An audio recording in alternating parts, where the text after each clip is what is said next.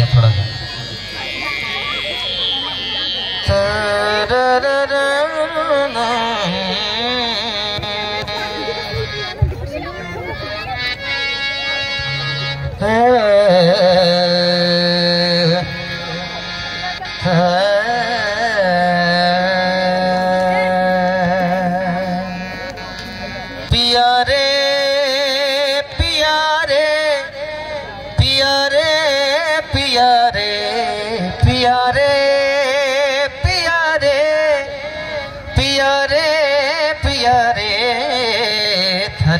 लगे नहीं महाराजिया रे हो थारे बिना लगे नहीं महाराजिया रे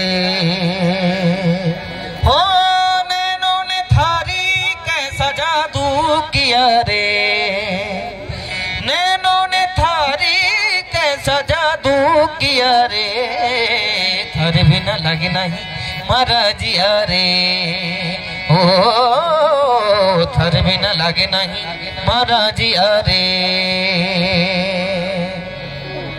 थारे बिना मोहे चैन आवे धक धक धक मारा जिया घबरावे बोले बसुरिया सुन लो सवारिया